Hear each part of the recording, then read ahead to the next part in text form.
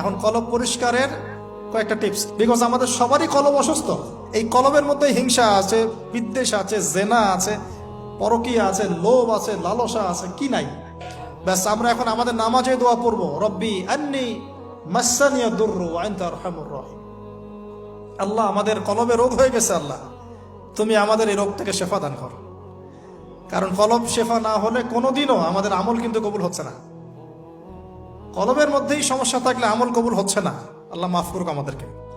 এখন কলব পরিষ্কারের কয়েকটা টিপস। এক, ডেইলি একবার করে হলেও চিন্তা করতে হবে যে আমরা এই পৃথিবীতে থাকতে আসি নাই, আমাদেরকে যেতে হবে। একবার করে হলেও চিন্তা করতে হবে। দুই, ডেইলি এক পারা কোরআন তেলাওয়াত আপনাকে আল্লাহর দিকে নিয়ে আসবে, কলব পরিষ্কার হবে ইনশাআল্লাহ।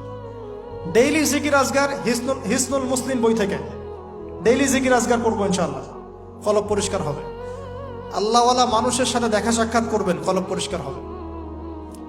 কবরস্থানে গিয়ে কবর জিয়ারত করবেন, কলব পরিষ্কার হবে। অন্যের প্রতি গীবত, বিদ্বেষ, হিংসা, পরশ্রীকাতরতা রাখবেন না, কলব পরিষ্কার হবে ইনশাআল্লাহ। সবচেয়ে বড় কথা, সেজদায় যারা বেশি বেশি দোয়া করতে পারে তাদের অন্তর পরিষ্কার হয়ে যাবে ইনশাআল্লাহ। আল্লাহ পাক আমাদের সবাইকে আইয়ুব আলাইহিস সালামের জীবন থেকে শিক্ষা নেওয়ার তৌফিক দান করুন।